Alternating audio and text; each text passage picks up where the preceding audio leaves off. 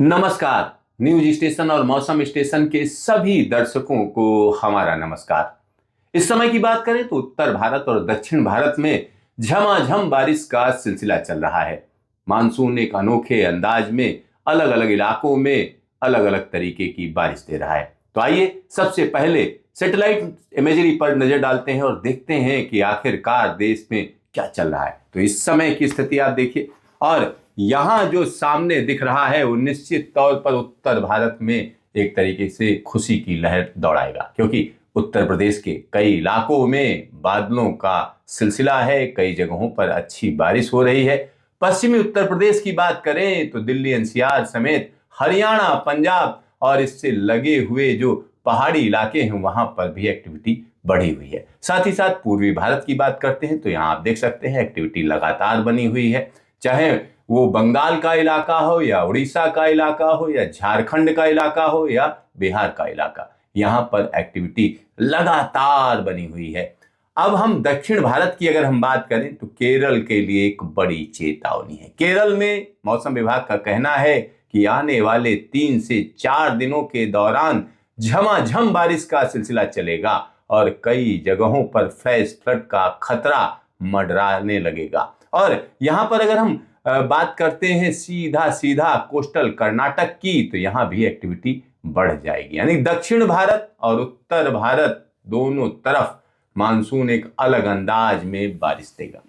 तो यह बारिश कैसी होगी, क्योंकि इस समय की अगर हम बात करेंगे तो अब तक जो मानसून की बारिश हुई है, अगर हम उसके आंकड़े पर नजर डालें तो सामान्य से 4% ज्यादा रही है। और जो ज्यादा बारिश का जो आंकड़ा है अगर उसके हिसाब से देखें तो हम कह सकते हैं उत्तर पश्चिम भारत में 20% बारिश सामान्य से ज्यादा रही है। लेकिन दक्षिण भारत की अगर हम बात करेंगे, पूर्वोत्तर भारत की अगर हम बात करेंगे तो उन दोनों जगहों पर सामान्य से बारिश कम रही है।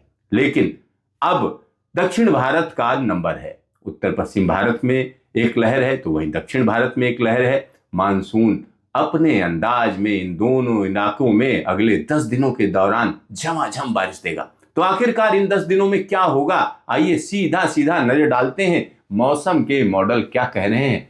न्यूमेरिकल मॉडल जो है वो क्या कह रहा है, तो यहां आप देख सकते हैं अगले 24 घंटे में क्या होगा। अगले 24 घंटे की अगर हम बात करें तो हम कह सकते हैं दिल्ली एनसीआर में बारिश, उत्तर प्रदेश के तमाम इलाकों में बारिश, साथ ही साथ उत्तराखंड में कई जगहों पर भारी बारिश का सिलसिला, और इसी के साथ जो हिमाचल के इलाके हैं वहां भारी बारिश रहेगी। हिमाचल से लगे हुए पंजाब के इलाके, हरियाणा के इलाके, उन इलाकों में बारिश तेज हो जाएगी। लेकिन चिंता की बात दक्षिण भारत में है। अगर हम कर्नाटक की बात करते हैं तो कर्नाटक में अगले 24 घंटे के दौरान जो अंदरूनी इलाके हैं जिसमें बेंगलुरु भी शामिल है वहां झमाझम बारिश का सिलसिला रहेगा। दक्षिण भारत में केरल और केरल से लगे हुए तमिलनाडु के इलाकों में भारी बारिश की चेतावनी है। पूर्वोत्तर भारत का भी हाल कुछ इसी तरीके का है।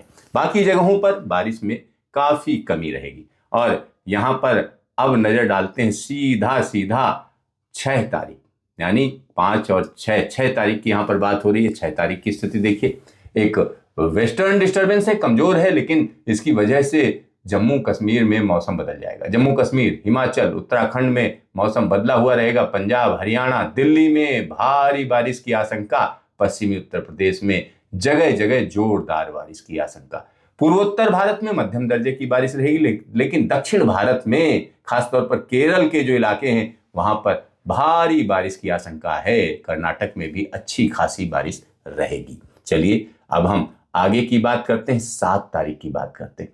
7 तारीख की स्थिति देखिए, उत्तर भारत में तो एक्टिविटी रहेगी, पूर्वोत्तर भारत में भी एक्टिविटी रहेगी, लेकिन चिंता इन दोनों जगहों पर नहीं है। चिंता है तो सिर्फ और सिर्फ केरल की, क्योंकि केरल में जो फ्लो है वो भयानक हो जाएगा।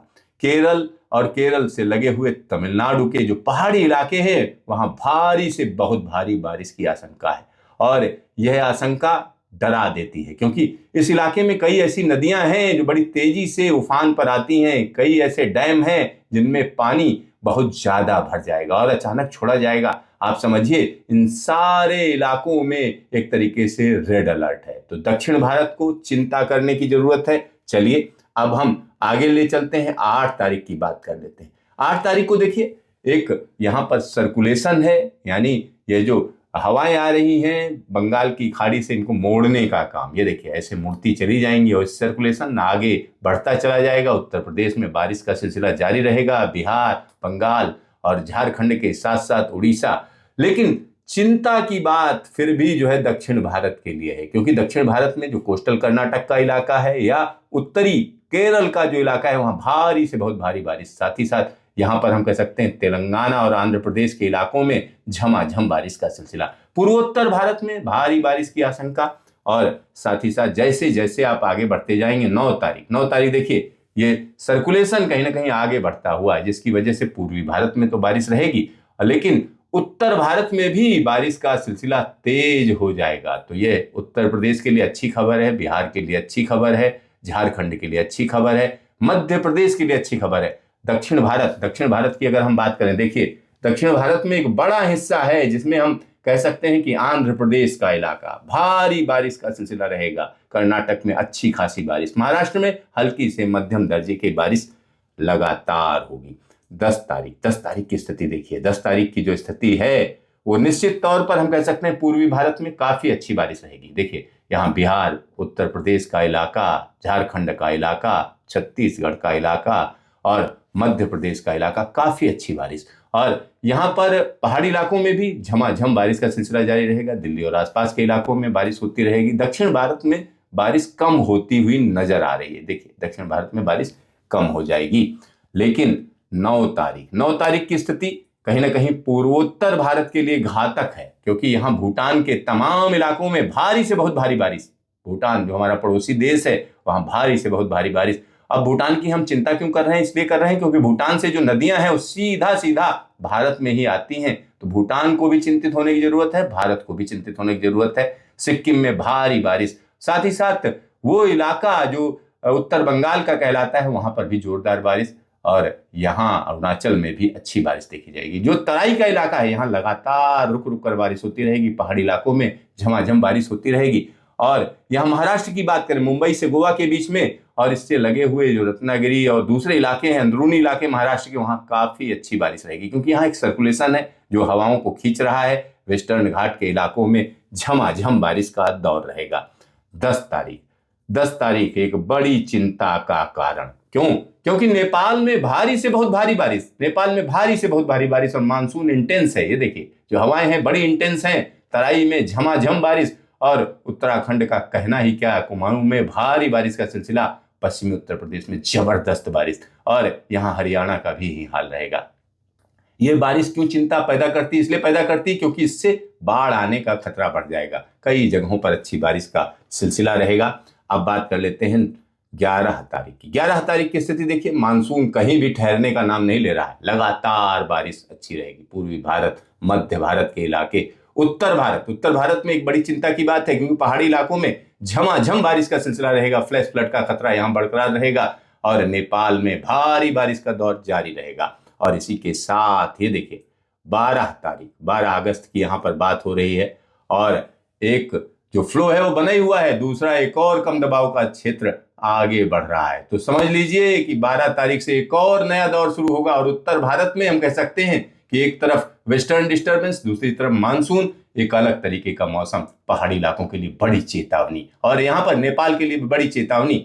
मध्य भारत में झमाझम बारिश, पूर्वी भारत में झमाझम बारिश, उत्तर पश्चिम भारत में झमाझम बारिश, वेस्टर्न घाट में जोरदार बारिश का सिलसिला और साथ ही साथ यहाँ पर कम दबाव का एक और क्षेत्र तैयार होता हुआ।